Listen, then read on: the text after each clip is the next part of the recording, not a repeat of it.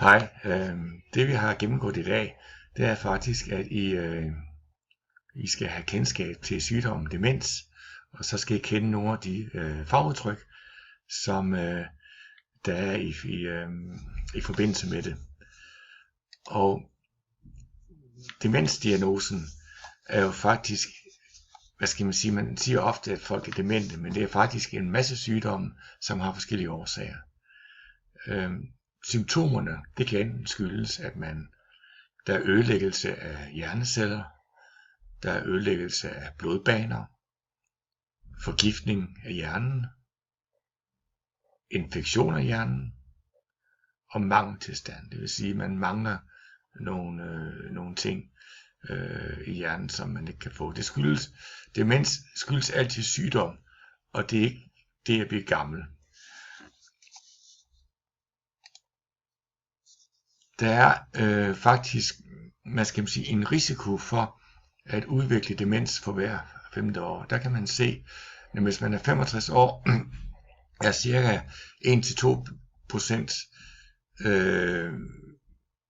har demens. Når vi er oppe på 80 år, så er det 10%. Når vi er over 90, så er det faktisk 40%. Så det er faktisk sådan, at jo ældre vi bliver, jo større er der en risiko for at blive det.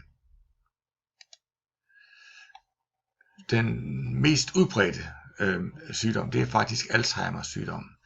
Det er en degenerativ sygdom, som starter i tindingelapperne og iselapperne, og efterhånden spreder sig fremad i hjernen.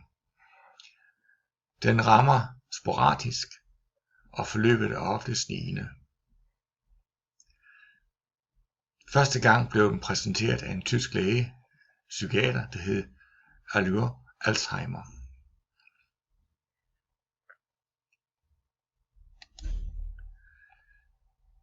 Der er forskellige fagudtryk, som kommer til udtryk når man taler om demens.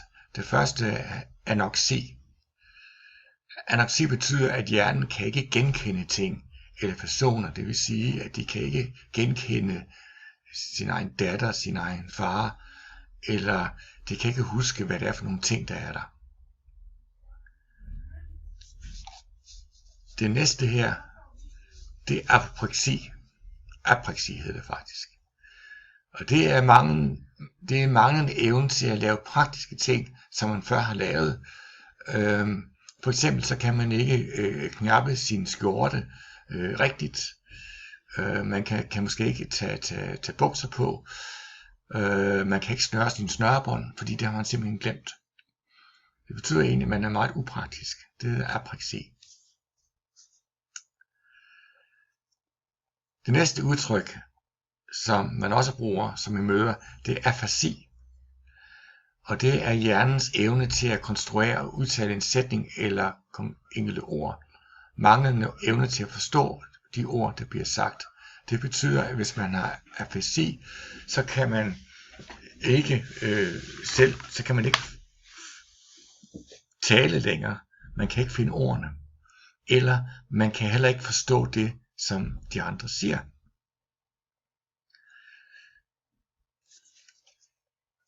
Desuden så kommer der det, der hedder en adfærdsændring.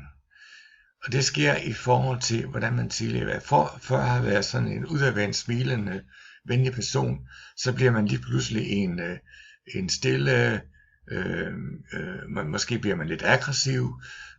Ofte så bliver man på en helt anden måde, end man har været tidligere. Og det er meget, meget svært for de pårørende at være vidne til. Og så har man det, der hedder amnesi, og det er simpelthen problemer med hukommelsen. Man kan simpelthen ikke huske det. Måske kan man også huske, hvad man lavede, da man i sin barndom, men man kan ikke huske, hvad man har fået til middag i går. Det er det, der er problemet med det. Og når vi taler om Alzheimer-symptomer, så er det sådan, at man kalder de 5 A'er. Man har nedsat korttidshukommelse, man har nedsat evne til at orientere sig i kendte omgivelser, nedsat koncentrationsevne, nedsat initiativ og overblik, Og senere, når sygdommen bliver lidt mere fremskræmmende, så kan det være, at symptomerne fra frontallapperne, det betyder, at man har nedsat dømmekraft, nedsat evnen til at planlægge, ændret personlighed, manglende, det kommer.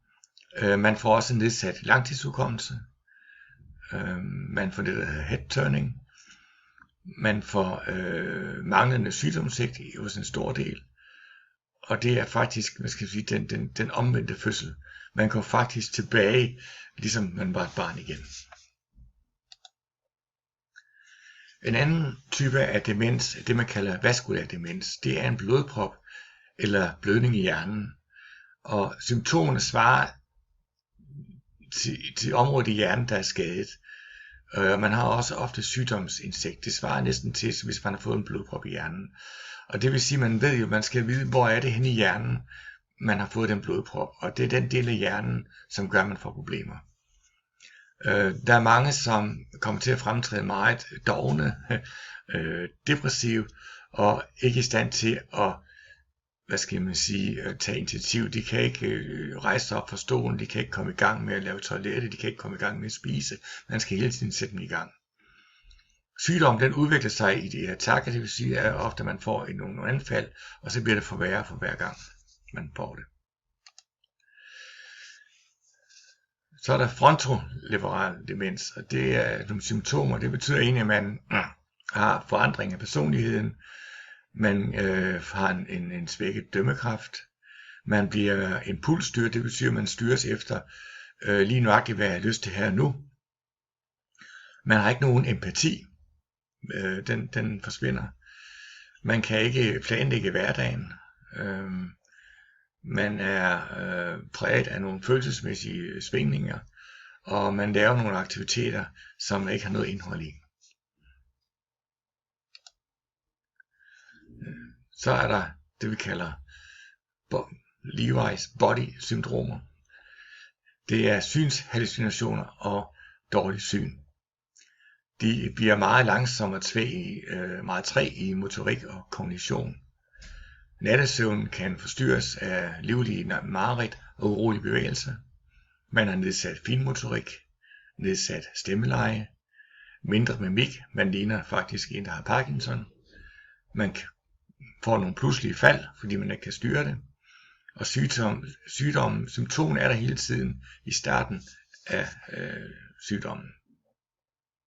Det er noget forkert. Symptomerne er der ikke hele tiden i starten af sygdommen. Og så er der egentlig det, man kan kalde 3 stadier af demens. Der er en mild form for demens, der er moderat, og så er der svag.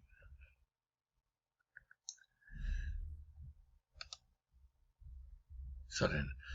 Og selvom demens i mange tilfælde er jævnt fremadskridende, er der tradition for at opdele det i 3 trin. Og det, der kan være, det er, at man jo egentlig meget hurtigt går fra igennem med start med trin 1, trin 2 og trin 3.